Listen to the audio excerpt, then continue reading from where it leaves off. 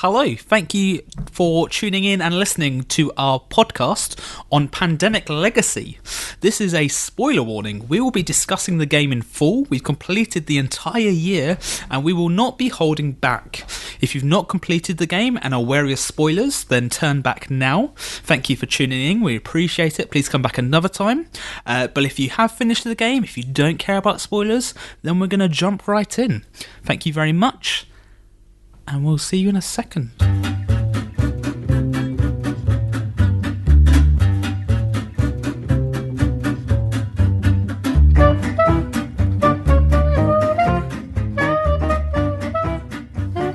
Hello! This is Rollin Dice Show's podcast on Pandemic Legacy. I am, as ever, Andy Jones, and to the left of me is my friend Daniela Rabbits. Hello. Hi. And opposite me is the one, the only, Richard Smith. I mean, I feel as though you should have gone to the guests first, just to be polite, but sure, I'm here. I consider you a guest. And to the right, I've got a long-time friend and artist, Mr. Thomas Ryan. Hello. Hi, guys. How are we doing? Good. Good. We survived Pandemic Legacy. We did, didn't we? We came out the other end stronger, closer friends. I mean, we did kind of write Tom off because That's definitely lies because of what happened. Yeah, I mean, the world is not stronger for us having. I mean, it's not as bad as it could have been. I wish they estimated like how many people die depending on. Oh yeah, that would have. Yeah. Gosh, Wow, each cube left on the board is 3,000 dead. Or even just like by the panic levels, like same way as when you have what's the mobile game? Plague. Yeah, plague. Like Plague Inc. Yeah. That'd be cool. Well, I think I'll just say it right here and right now. We love Pandemic Legacy. What? Yeah, I couldn't stand it. Yeah, it was awful. Yeah. Classic. Lies. Worst fucking 5 months of my life. Classic comedy duo here. No, I mean, obviously, Yeah, no, it's great. we are taking the piss. I think all four of us adored the game. The only thing I didn't like about it was the fact that we didn't play anything else whilst we were playing that, because there's a lot of game in that box. It was a marathon. It was Much rather than a sprint. Yeah. like I said 5 months as a joke, but actually it probably wasn't. I think it was Massively far off. I think we started late 3 October, months. maybe. We started Yeah. on the 27th of October. We finished on We've got the dates. We've got the dates. We finished on the 17th of January. So If you Yeah. can do the maths, that's Working up 3 months, yeah. 4 months. It's months. There are months. So yeah, and we won more than we lost. we did. Congratulations to you. Right. Which is about all we could really hope for. Well, I mean, a perfect game would be 12 different. Like if you won every time, it would be 12, and we played 1, 2, 3, 4, 6, 7, 8, 9, 10, 11, 12, 16. So we did all right. Yeah. Yeah. That's actually much better than I was expecting 18. we did. Yeah, I thought it was 18. Did I? But 18. 18. The rulebook Okay, is yeah. upside down for Rich.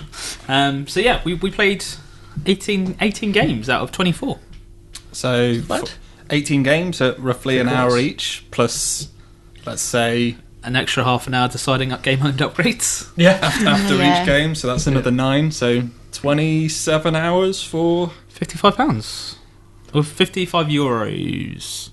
So if you, £2 now. yeah, And you could, it's a good rate. once you've completely finished the Bit for game, you waste. could carry on playing it as 50 a game of Pandemic. So I don't think I'd want to. I don't know. I wouldn't want to, but if you're the sort of person that's going to be important to you, you're not going to be in the position where you finish this and then have to buy vanilla Pandemic to continue playing it. I just with legacy games, there's an awful lot of people umming and ahhing over the value of the game. Which I don't Which is just understand. ridiculous. Yeah, because, No, like, yeah. Sorry, I'm Yeah, no, completely, well, yeah. completely You're not the other in side that of that. But with Pandemic Legacy, once you've finished, it is just a vanilla Pandemic. I think if you can play Pandemic after you finished Pandemic Legacy and look at that board and not feel like different, Yeah. that's you've not really played Pandemic with your whole heart and soul. And I'm not saying that you should want to do that, but it is an option that's available to you.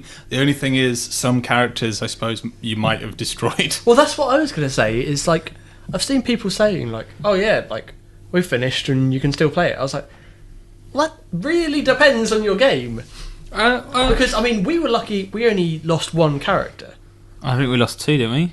We lose 2? No, I think we only lost 1. Didn't you lose one? Someone? No. Oh. No, I think we changed retired. before. We retired 2 of them because they had 2 scars on them, so Yeah. we're like, we won't use them again. Yeah. But like, Fair enough. yeah, like you could quite easily have lost a lot more characters, and then you might not be able to play a vanilla game. Yeah, but you could just print off some character sheets. And That's not also, end the of world. vanilla game only has 5 anyway, doesn't it? Yeah. there's- So it does have like the dispatcher and the medic, the scientist, and something Yeah. else, which, unless you've done something... and in the vanilla game, they only have 1 power, so it's not Yeah. as though... Yeah, that's true. Like, I mean, yeah. I personally wouldn't want to do this. Like, if we were to do anything with this game, I'd like to frame it or something. Yeah. Yep. But you could do, and that's the point I wanted to make. I Yeah. mean, there's people on Board Game Geek that have made reset kits for this, but Yeah, I know, Christ knows just- why you would go through the effort of doing that. I think that's the case of people not valuing their time. You know, Yeah, if it- like, just really irrational, Yeah. as far as I'm concerned. Like, it's just... Considering a new game of Pandemic is what's 20, 25 quid. No. So you could there's just- resets for Pandemic Legacy. Yeah, they specifically So, want like- to play the Pandemic Legacy storyline again. Oh, so not okay. As if I to thought you be meant like, reset the we board. could do it better. And I'm like, you're not playing it properly if that's all you're thinking about. That's why they have the different colour, guys. For me, it's just like, do you want to spend all that time going through and peeling stickers Yeah, off? exactly. No. I mean, Coda was the yellow disease for us, and I cannot look at South America the same way. Yeah. South America. and- I'm never going there on holiday. And if we played it again, and Coda was like maybe the red disease, like that would feel weird. Yeah, I wouldn't be Coda able to me is yellow. I wouldn't be able Yeah. to react properly. Through and Yeah, because I through. would be like... Can it be a different colour? Yeah, it can be it could always- any it- colour. Like, Okay. Yeah, it's Yeah, always so different colours. It was like mid-January, right? I Yeah. think halfway through January. Yeah, it's whenever after the third outbreak. I think the- you literally just count the cubes on the board and Yeah. count Okay. the most. The one with the most Yeah, I think cubes that's it it. Yeah. becomes Coda for the rest of the Yeah, game. exactly. Which for us was the yellow disease, which meant that the Americas were effed. Yeah. All the others got names. It's so sad. I mean, yellow got Coda. I mean, it's not as good, is it? So should we share the names? What we named our diseases? The black disease we cured first. We eradicated first, and we named it after some trouble Tom was having in his flat. Yeah, it's called Tom's Mould. Because I had a rather horrific case of black mould across most of my walls. in my flat. Have you managed to eradicate that particular disease yet? Actually, no. It's tough. Yeah, it is. It's Brazilian. And then we went. Then we had the blue disease, which we just wanted to somehow crowbar in our name. So, Rich, what did we call the blue disease? It's the Rollin Dicicles. Which is Like I feel like that's supposed to be like sort of sounding medical, but it definitely is just testicles. Yeah. Yeah. Oh yeah. but like icicles, blue, cold. It kind of There's Yeah. a very tenuous link there. And then I think red was definitely the last one we eradicated, so we were Yeah. running out of ideas. I think it was Rich by that that just point. went, we're naming it this. And then we did. Looks like my writing, so perhaps Yeah. the Dawn of the Red. Which, but yeah, I The red mean, disease. I think we had zombies on our mind at that point, and then well, we Oh. got to listening to a lot of John Yeah. Carpenter's soundtracks, didn't we? I think from there we went to yeah. Dawn of the Dead. Skipped from one to another, and it was Dawn of the Dead. yeah. Yeah. Okay, so let's talk about what our favourite thing about the game was. Individually, I don't. We haven't prepared. Anybody want to jump in and say what their favourite thing of the game was? Yeah. Yep. It's also my least favourite thing of the game. It's Oh. when I was made the traitor. I know Like- what this is going to be. Yeah, when I was made the traitor. When Wait. probably, I swear to God, like The one best- one of the best characters at that point, just because of how he could get rid of faded figures. It was a beast. Yeah, he was amazing. Absolute beast. And And then then- he wasn't Yeah. working for us, was he? Yeah, so Which is the problem. that was what month was that in? No, October, November sort of time. It was towards maybe the end. September, October, around then. That kind of middle third. I don't think I've ever seen you so crushed in a game. Yeah, I was destroyed because you have to just says he goes missing. Then I was like, oh, maybe he'll come back. And then it says destroy the card. I'm like, I'm not coming back, am I? Destroy the character. But that whole reveal was just incredible. You find out that this is a spoiler cast, so when you find out that you're actually working for the bad guys and spreading Coda, and your character's reveal that he was the inside man on the team was just perfect, because we weren't anticipating it at all. And thinking back is a kind of a trope. Well, I kind of anticipated the government is actually evil kind of thing. Yeah. I didn't expect it to be like, by the way, one of you, or at least not without like I love hidden agenda games and things like Resistance and Avalon and all those are great. I love being the spy. Certain games exceptions, but that's just because I'm terrible at improv. Yeah. But in this, like, you're the spy and you don't even get to know. Yeah. So it really, like, just proper pulls the rug out from under your feet and just... I was kind of heartbreaking. I was expecting at some point for us all to get dealt a card and to be like, from now on you are working for. But no, that wasn't it. It was just Tom. You've been the bad guy all along. When it got to that bit when you were reading it out and it said something to the effect of like, oh, one of you, because it's the paranoid soldier we had to find, and then he's telling us about the situation, telling us the government is behind it, and he says, and one of you has basically been planted in your group to sabotage it from the inside. And I was like, oh, cool, so we're going to get, like, we must all get dealt out things, and then one of them will be, we'll have like, some kind of hidden mission. And I was like, that's kind of cool, but then also, I don't know, I'll be working against the co-op, it's probably going to be me, because that's my luck. And it was me, but just because no hidden mission for me. Just because you had one of the best character upgrades. Just got boned. It looked amazing. We're like, yeah, Tom should have this character upgrade. Yeah, I was like, oh, that should go perfect with the soldier, because the soldier can't get damaged by faded figures. Let's put the thing where he gets rid of a. And he was putting in work. Yeah. I mean, he. We should have kept a tally on how many figures he actually wiped off the board. It would have been good. I think we straight up lost that time when the soldier. Oh yeah, we instantly lost because then I went to being a civilian. Yeah, and we did, because we were so like precious about the search missions. Like we really wanted to get the searches done, so we got that done first before we had eradicated anything. Yeah, and we were nowhere near curing any of the 3 diseases, and we just went, oh dear. We made a huge mistake. I don't think we did a single search mission and then went on to win that session. I think we had to then play again. I think the first one we actually did. I think the first search mission we might have... which was the easy one to... Yeah, exactly, The one basically outlined the mechanics. But yeah, it was good. Daniela, what was your favourite thing about the game? I think it was how the faded figures worked. And how they infected cities and they stayed infected forever. Which is, I know, quite horrible, but I thought that was like a really cool thing to do. It really was. Evil, but cool. Because when he first launched, the Coda launches, it just looks like this never-ending spread of disease and terror, and then they turn into zombies. I have to say, the one thing I was convinced we would lose at least a couple of games on, that we never did, was running out of faded figures. Yeah. I was sure, like, because of how quickly that started to spread, I was like, that's going to be like a couple of rounds and then and then gone. also, but let's be honest, they're really cool looking. Yeah, they are cool. Yeah. I mean, I just remember the first few months after they were a thing. Yeah. And every time that they spread, like you're saying, we were just like, so does this mean... Oh no! Yeah, it's like another place that is faded. Just put another one of these green stickers down. But it also brought on what was then like City Zero and kind of screwed us towards the end, which was you had to do a search mission in City Zero. Oh, I remember how City Zero. It was like Los Angeles. It's just you draw a random card from the bottom, right? Oh, how City Zero was founded. I think it's the first one to get like the first yellow.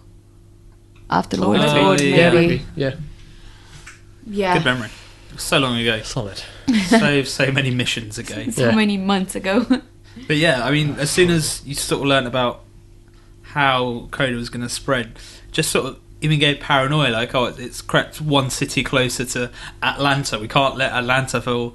Oh no, it might head to South Africa. Just like panic in the air. as it's already a stressful game. There was a point in this when I thought the plot twist was going to be the same as Metal Gear Solid 5. I don't know, like, if you all played it, if you're not allowed to play it, are you? It's fine. No, I don't care. Listeners, we're about to spoil the ending of Metal Gear Solid 5. No, not even the ending. Like, this is the ending of Chapter 1, I think. Okay, so... part of Metal Gear Solid. Skip ahead 30 seconds if you don't want to hear that. Yeah, basically, the thing, there's this weird disease that's appearing on your base, and then it turns out it's related to the... all the people that get infected speak a certain language, and there's these parasites in your throat that only affect you when you speak this language. Right. And so I thought this is going to go that way, because I was looking at the board, and like the colours kind of tie up, like you could generalise them to languages. So I was like, oh, maybe. But then it didn't. Interesting. So, but yeah, that'd have been cool. Maybe that's season 2. I might have ruined season 2. Which they are already working on. Yeah. They've been working on since before the release of this game. Yeah. Which is a bit Very ballsy. interesting. Well, I think it's due... is it 2017 they're aiming for? Yeah, I think that was the proposed date. But, I mean... We'll see if we get there. This would take however long it takes. There's no way that they won't go ahead with it, because this is done so well. Yeah. And it's going to be interesting to see what they take as canon here. Yeah. Yeah. Yeah, because it's season 2, so it is continuing rather than... Yeah, because presumably they can't work off of this board, because assuming it won't follow on from Can season you imagine? 1. So keep your board intact. Wait, what? No, I reskinned it because Because that's That'd what be so someone I was good. talking to that's also played this was saying, like, oh, I wonder if season 2 will follow on for this. So I was like, I don't think they can, because then that precludes that you have to have played this other, minimum 12-hour, probably close to 30-hour game to then play the second one. So I don't think they will, but that would be amazing. They could do. Like, What if you had it framed and like you had it in the middle of the table, you just had to smash the glass? Well, that's what I was going to say, because there are people that have framed them. Like, I've seen people that have done it. That would be sad. I mean, you've got to imagine that the next game will come with a new board, but it might be the sort of thing that almost like the beginning of Mass Effect 2 or something. Exactly. That's exactly what I was thinking. Where you have like a little narrative and you're like, did you do this or this and this or this? Or you can copy stuff directly over from your that's what I was going to say. board. Maybe it would give you like a pre-generated one, but it's like, or if you want to use your board from one, you can. That'd be cool. I mean, as long as we're comparing it to video games, like what about like XCOM? You didn't need to have any knowledge of the story in XCOM 1. They just kind of told you, look, this has happened. Yeah. So they can essentially just go ahead and just invent a whole new board and be like, this has happened. Like Coda affected the entire planet, so like there are these faded everywhere. Yeah. Yeah, I mean, ultimately that's what XCOM did, isn't it? They decided, everything you did in the first game, you failed. So, but yeah, I mean, it's incredible, and it's really interesting because we're having these conversations about how do they do a part 2, because there isn't a game like this. Yeah. There hasn't been. I mean, yes, Davio's done Risk Legacy, and he's doing Seafall, but neither of those. Well, Seafall's in the future, and Risk Legacy was very much a self-contained unit that was more about your story as it evolved, as opposed to this pre-generated story that you go through. And there's some diverging paths, but it's mostly about how you do. Yeah. But what was your guys' favourite thing? Yeah, Rich, do you want to go first? Or? I think my favourite thing was just the fact that it made me enjoy Pandemic. I've only played Pandemic a handful of times, and a lot of people when they're talking about this say, oh, I was completely burnt out on Pandemic and it's brought me back in. But for me, Pandemic never really did anything for me. I never really enjoyed it. Like, I understood the puzzle, and I get how solving that evolving puzzle each time is satisfying, but it always felt as though like it's just too random. I don't like pure randomness, and this always felt a bit like that, because obviously you shuffle a deck and it comes out and that's what's what. Pandemic's not pure random. You always have the probabilities and the possibilities, just like with this one, you're going to put the cards on top, so there's going to be those cards, and it's kind of this. I don't like the fact that in Pandemic you can, and in Pandemic Legacy, you can lose in the first like 3 rounds just because of how the cards are, and that's part of the game. But it's something that doesn't sit right in my mind. One of the complaints I sort of see from people who haven't played Legacy and are avoiding it is that they say, like, I don't like a game that has the potential, if it's a multiple session thing, so you've got like at least 12 games, I don't like ones where it has the possibility if you could lose the first game, because for new players, like, that seems like a massive downer. And while I don't agree with it, I can see that point of view, and yeah, that would suck if the first game you just like instantly lost without having any impact. That would. But sorry, go on. I think there's enough that happens in the very first month that will egg you on to. Yeah, but not necessarily. Like, if you lose on that third epidemic draw, then yeah, Coda gets revealed, but you've also just lost your first game and you haven't even seen anything good come out of it. I feel like that's such a slight chance of just losing on your first, like, unless you don't know what you're doing. Pandemic or Pandemic Legacy is so rare that it happens. Like, you have to be really unlucky that you just lose on, like, say, your third draw. And we've had a month that was absolutely terrible. That was like all the way we had a couple. middle of the year. We just knew we straight up lost because there was nothing we can do. We did, and that's kind of. But the thing is, you were involved by then. Exactly. Yeah, but that could happen in the first one. But for me, so this is a problem that I have with Pandemic, and immediately that we sat down and opened the box, and the first thing you do is name characters. That was enough for me. Like, it was already a level of ownership over this thing, rather than just like these barely characters that you get in the core game. Like, that extra level of involvement was enough to make me forget the things that I didn't like about Pandemic, even before we got into the whole narrative and the way that everything happened along the kind of the journey of it, and the fact that it's meant for you to win or lose. Yeah. Like, this is a narrative, and the narrative is set up in such a way that you've got 2 goes at each month because you're probably going to lose one of them. Whereas when I sit down to play a cooperative board game, I want to win it. Yeah. And it's approaching a single session versus this long, drawn out, not drawn out, but this long kind of procedure of going through it. And that's what I think really sold it for me. Andy? Yeah. How about you? Mine is probably going to be the rulebook. Opening up for the first time and just seeing a box that says, you're going to want to apply sticker F here. Yeah. When you get it, and going, what rule is sticker F going to be? It's like, wait, so I don't even know what I needed to do in the game? It's like, you'll know when you need to know. And I think it was the first time I sort of really comprehended how this game was going to evolve. Like, when you place your first sticker, it's another fantastic experience of, I've changed the game board now. But just, thumbing through the rulebook for the very first time and going, oh my god, there's so many spaces. Like, the rulebook, I wouldn't say is perfect. There's a bit in the back that really annoys me. But overall, like, just opening up and looking at it now with all the rules we've added, it's just, that's experience. We've survived that. And exactly. We've had to beat this new and tougher game. And he's going to take up scrapbooking after this. Yes, I've just got one. It's just the rulebook. What was the thing at the end that you didn't like? Oh, so it's just the way structures are listed in the back. And I remember at some point we were looking for a rule in the structures. Yeah. And I was looking at everywhere where it seemed more appropriate than actually there's a section at the back. And it was a question that could have been answered earlier on.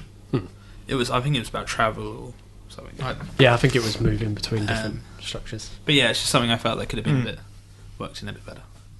But I mean, that's super picky. But and it's tricky because it's to not reveal information that exactly or imply that there is that information that might change later. It's a difficult thing to deal with, but like you say, I'm not holding it against but it was a problem that we came up against. And I'm sure that other people will have similar situations with that on different parts of the rules. Yeah, definitely. Have any of us played any of the expansions to Pandemic? What is in the lab and that sort of stuff? Yeah. No. Nope. Cool. Yeah. Okay. Moving on then. Hey, I was thinking of expansions to Pandemic Legacy. I was like, how would that work? And then I was like, oh, hold on. There's expansion to regular Pandemic. The expansion is Rich dresses up. Because I know there's quite a few roles from those that came into this. So I was just wondering if we'd had experience with those roles elsewhere, but we haven't. So that's great. Somewhere to this is why you come here, listeners. This in-depth analysis. No, it was. I'm just really glad we played it. To be honest. We interviewed Matt Leacock at Essen, which you can find on our channel, and just even before, like, I didn't even know much about the game, but I knew it was going to be something special. When you see like Eric Lang wanting to run over to look at the box and find out what they've done. Then you know it's going to be something spectacular, and I think it was. And I think it's probably my second favourite game of 2015, just because Time Stories Asylum just edged it. But really, you see, retrospectively for me now, this is well ahead of Time Stories. Really?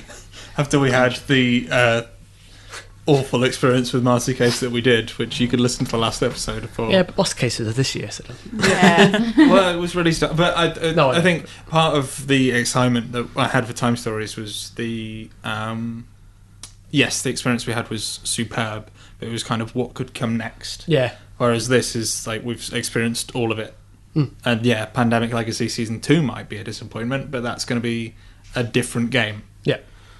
What I found really interesting is there was quite a lot of I'm going to say hatred, that might be too strong a word, but very much dislike at the fact that Pandemic Legacy raised so much in the Board Game Geek charts, and Twilight Struggles either first, second, third, somewhere up there. It's been out years, and people have had many an experience with this game, and for it to be knocked off by Pandemic Legacy seemed horrible to them, and I can kind of understand why, but I mean at the same time you could say it's just a chart, it doesn't matter. But it's interesting because I don't think there's anything quite like Pandemic Legacy. Like, it's such a new experience, and I think that's why it had the sudden rise. It's not because it's just a really cool game, it's a brand new experience, and it's something that it's something that I've never really had with any other cooperative game. Yeah, and it's just like, I mean, I think there was a new thread on Reddit, the subreddit Board Games yesterday, like still going on. Like, why is this number one? Why isn't chess number one? Like, and that was genuinely what they were like. Chess or Go should be number one, surely. Oh God, just kill yourself. Obviously, don't. But yeah, like. Someone made a good point of go on IMDb, the number one movie on there is Shawshank Redemption. Who would really like? Well, what are you saying about Shawshank Redemption? It's great. No, it's a perfectly great film. It's the Pandemic Legacy of films. No, but it's a perfectly great film. But the reason it's number one is because a lot of people liked it. Not necessarily a lot of mega like the top critics. Like not all of them necessarily like. Gave it like 10 out of 10. Loads of people probably hate it.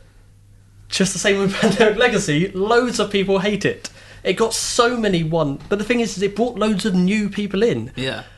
And all those new people rated it 1 or rated the top one, so that it became number 1. Yeah. And that's a good thing. Why is that ever a bad thing? Like, great, maybe they'll go and rate other games they like. Like. And then other games will go up on the list. Like, why does it matter? Yeah, I think it'll be interesting to see where it is in kind of 6 months or a year. Yeah. Whether to see if it's dropped, whether those people go back and with a bit more experience. Because like you're saying, this game brought it. Like, I've not seen a game get as much mainstream publicity as this has. Yeah. I don't know if you can go back 6 months from now and just look at it and just look at the chart, because when people came out and said, why is this number one, then you would have found a lot of haters just going and rating it, 1 out of 10. Which means that the charts got screwed anyway, so it's not... The charts don't mean anything. No, exactly. The charts don't mean anything at all. Like, there's people like complaining that Vanilla Pandemic is number 49. And they're like, oh, how can that be and all Please- you've done please is tell me they add didn't. legacy. Oh, please tell me they didn't do that, because it's chalk and cheese. Yeah, exactly. Absolutely. But even then, like 49 is great. Like there is no way. Like the pandemic are looking at that and going, "Oh, we're only 49 of all games Yeah, I in think the there's like world." 65,000 board games. Yeah, I think Board Risk Game Geek. is like in the thousands, or like at least like 500 plus. Yeah. Like, and people play Risk. It's not an issue. If people look at that list and go, "Oh, yeah, no, it's not in the top 10, so I'm never going to play it." I mean, the kind of people that would say that sort of shit, though.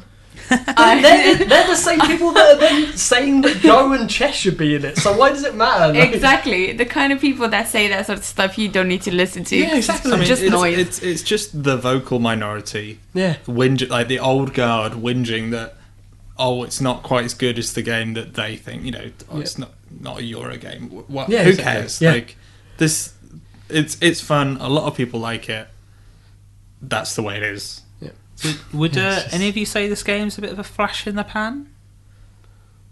I don't even know I mean, what you mean by that. Probably, but what's wrong with that? So like it's hot right now, but in 6 months it'll be 49, and Pandemic will be, I mean, Maybe, but that's because there's God you'll forbid, probably- 50. It'll probably be 49 or whatever it is, because a lot of people just went and rated it like absolute idiots. Or there's been other games that are coming out Yeah, and they're they're also good, good, so people yeah. are then going to rate them. And Yeah. yay! Like, why does something need to be immortal for it to be good in the moment? Like, We're getting into philosophy now, Tom. I think what Andy's saying is there's been No, so yeah. much hype around that, whether when that goes away, people will still come to this and be as excited as they are now. I think maybe though, like the one thing you could just downvote it on is the replayability. Yeah.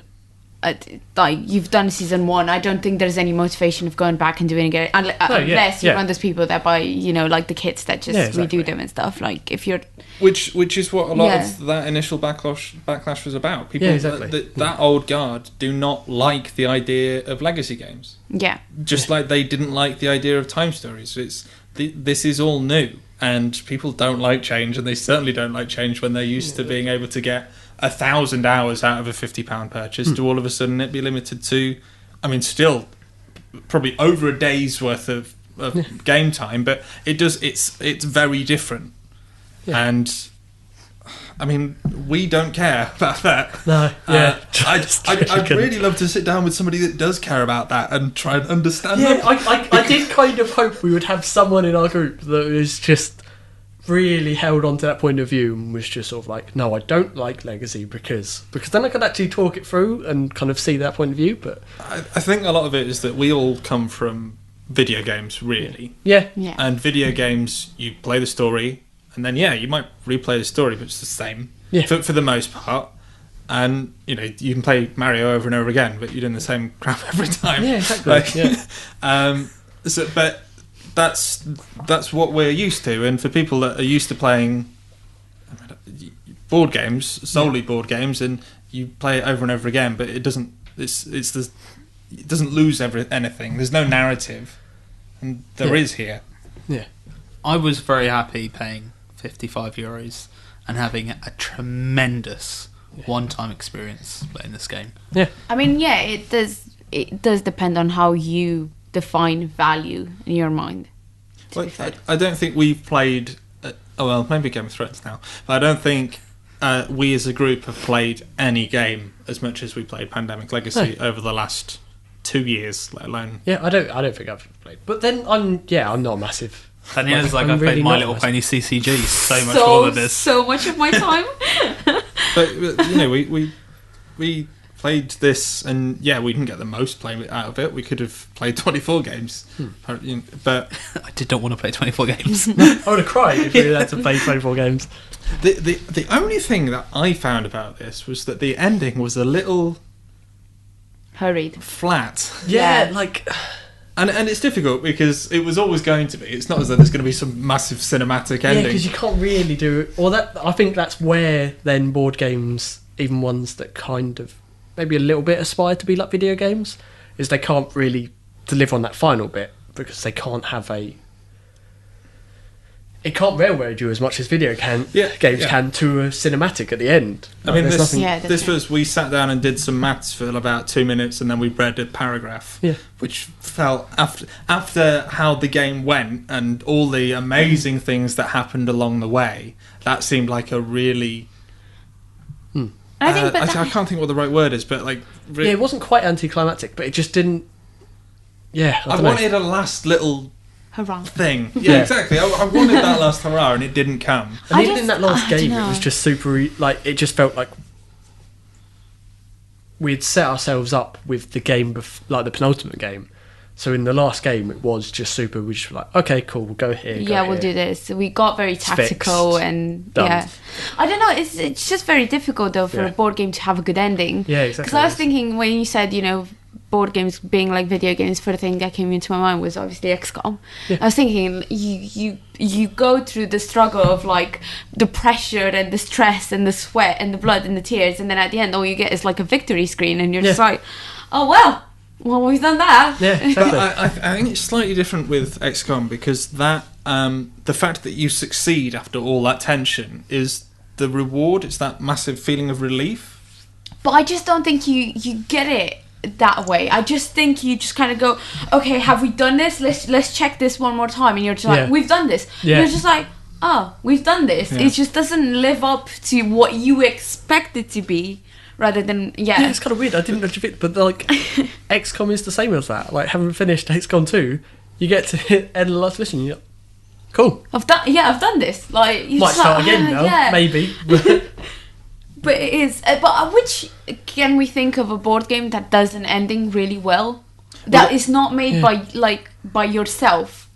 Because occasionally with games you make your own ending. So say you're playing Spyfall and you capture the spy, and it's like everyone just shouts "yay" or whatever. But it's just, is there a board game that has a really good ending by itself? Time Stories had rubbish endings. I don't know, the Asylum one... No, it was sudden.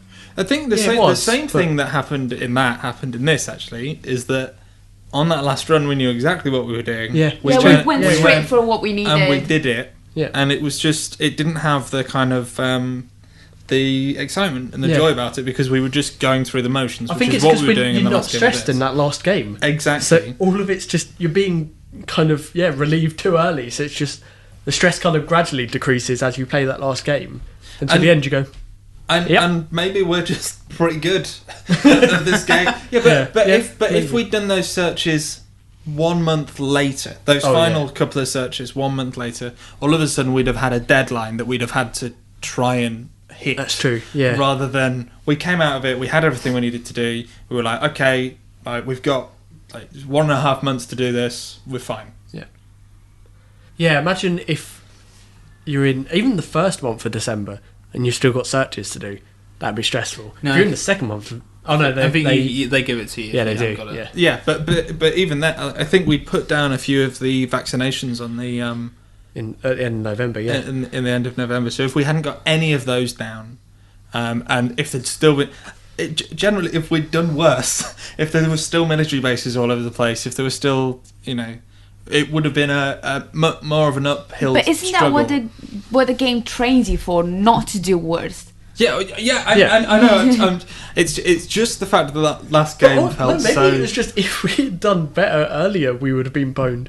Because we didn't leave any quarantine markers down. We didn't leave any roadblocks at all. So we didn't have any roadblocks. We didn't do any roadblocks nearly. Yeah, that was great. As it turns out. But we probably could have... we could have built, 2 more military bases? I think we'd got 2 left, yeah. Yeah, we could have made that, and then that would have made it just before we started having more to horrific, destroy. Well, that's what I mean. Yeah, when that twist came out, if we had played those military months a lot better and used all of the stuff that was available to us, we'd have fucking boned. But I don't know. Then, if we had put more military bases down, wouldn't that have made it easier for us to tear them down because there have been in more places? Yeah, but I just feel like that's the balance of it, It just makes it not too hard, not too easy. But then by the end, you should be ready to just go through a month and be able to do it. And if you're not, like, you have that one last chance. That's what the game is training you for. So in the end, did anyone... I think it would be interesting to know if anyone had like a really I would love to see good the stats. ending to the game. Someone at some point compiles some decent Pandemic Legacy stats, because I would, How would That you would keep even... counting for those. Oh yeah, well you do it through survey and you. Yeah. I mean, this is us trying to pick holes in a game that we thoroughly enjoyed. Yeah. And these problems they're not really problems. They're factors in the game that didn't quite live up to the rest of it. Yeah. Which I think is fair to say. But Yeah, and at worst are about the same as many other games that we also love. Yeah. I mean, it's maybe like the things, like the loopholes and the faults in a game that make you like it more, because it's just, a little bit different. So I'm going to start to wrap up now, unless anyone's got any last minute... I have 56 other points. I have one more point, actually. The one thing that I was gonna say and completely missed it is that I love that the characters had dates of birth on them. Yeah. I literally put cards next to me just so I can remember this, and I still forgot it. Is the date of birth and the fact that we could name them was incredible. Yeah. Because you do not want to know, listeners, but we came up with some crazy names. What it meant was that every time we brought in a new character, we looked at famous people born on the day that they were born on. Yeah. And then just combine their names into like a whole new name. And I'm not quite sure what naming a piece of cardboard does.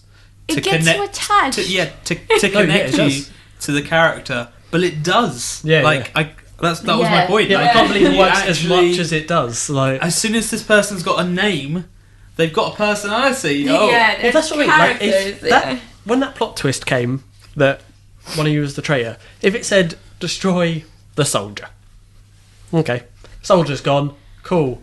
Because that's just like, that's something else. Yeah. But it was Blake, man. You trusted him. We did. We trusted Blake. I went everywhere, that man. He was rivals with someone or co-workers with someone. It was like a tragedy. Relative? Was he related to you? Was he? I think we were rivals. Co-workers. I think. Co-workers. Co-workers, that was like it. you say, but just the initial name made you get so much more invested in the characters. And then you start giving them relationships. Yeah, those relationships are such a good idea as well. Because even, like, the ones that weren't even that useful, that we didn't necessarily use that much. Like, I mean, we used it a couple of times, but the one where you had to discard... Oh, the rival. two cards The to pick rivals, one up. There was one game where we actually relied on that really heavily. It worked really well. But as a general thing, especially when you don't have any funding, it's maybe not that great, but it adds this other level to their actual character. And it's such a great way of building character without, like, having to bog it down with actual, like, them writing a plot for it. Yeah. Because you write your own, and it's... Yeah, I mean... 1,000 times more hilarious. I hate to keep coming back to it, and I really do apologise, but the Marty case gave you a paragraph about a character. And we're like, but exactly. Just naming it and giving them a relationship on our own. Asylum, so much better, because you had a weakness. Like, yeah, I mean that's a bit against the point. I felt for them a little bit more, but but just like giving you the information rather than allowing you to create it for yourself. Yeah, exactly. Empowers you so much more. Yeah. So, game designers, please take note. Yeah, exactly. We like naming our characters. Yeah. I think we did lose 2 characters because we also lost. You lost Cicely's wife. My character's husband. Husband. Yeah. Yuji. And she was a strong, independent woman, so she did not give an F when her husband died. No. Wow. She just went out there and saved the world. Exactly. She got stuff to do, and she got it done. Yeah. If anything, she did it for him. Not even. No. He appeared, I think, in October, and then died also in October. It was a short-lived marriage. Yeah, perhaps the relatives one wasn't as connecting. Yeah, exactly. But I mean, they got married but in it Vegas. was because we were joking about it the whole time. Like, exactly. It made us engage with the characters more than we would have done. Like, because it could have just said, "You can do this thing." Yeah, exactly. Like, it didn't need to be didn't a have to have a relationship. title. Yeah. It could have just been like, "You can do this with this character." Yeah. Yeah, absolutely fantastic. So, I think we're going to wrap it up there. again, we thoroughly enjoyed Pandemic Legacy. If you're listening to this, you probably did as well. If you want to tell us your final score and compare it to ours, you're more than welcome to. I would tell you ours right now, but it's in a box somewhere. Is it not on there? Oh, no, Daniela's got it. I've got this. Okay, so I'm just going to read out the total. I don't think I'm going to go break it down. But if you want to match up against us, then you can know that our grand total came to a massive 679 points. Oh, that seems too many points. And if you turn over your card, you'll notice we just scraped into one of the levels. It really wasn't it like something like 6, 7? It was like, 3. One below It was 3 It points. was 3 points. That got us into disaster averted. I refuse to believe it. We're so comfortable. We saved the world in the best way we could have done. It's impressive because I really don't feel like we did badly, and yet we did very best. narrowly. But when we were looking at it, to get the top score, you had to just have an absolute perfect game. Yeah, exactly. Yeah, Which was tough. I don't believe anyone. I mean, let's be honest, you'd probably have to save Scum to get that game. Yeah. I don't know how you'd do it with this, but you'd find a way. So, do let us know your score. We'd be very interested while Tom works out how to do an email survey so he can find out all the details. Yeah. Thank you for tuning in. You can find us all on Twitter, and we're each going to tell you our Twitter handles so you can chat to us. Starting with Daniela. It's at Daniela Warner. Perfect. Nicely done. Weird name. And then I'm going to turn to Tom because we do guests first. Polite. At T Ryan Art. Perfect. Richard, if people want to chat to you. They can come to RDS Rich and Mr. Jones. I am at RDS Jonesy with a Z. Again, thank you for listening. If you are listening to this on iTunes, we would absolutely adore an iTunes review. I think we've got about 4 and 6, and Rich wants us to get to 20. So if you could help us get to 20 iTunes reviews, we would absolutely love it. Be honest. Let us know what you like. Let us know what you dislike, and we'll probably work on it. If you're on the YouTubes, obviously very much standard. Please like, comment, and subscribe. We'd love to chat to you. But until next time, you can tweet us at Rollin Dice Show. You can go to our content hub, which is rollindiceshow.com. And we will see you soon, hopefully. Thank you so much for listening. Goodbye. Bye-bye. Bye. Bye.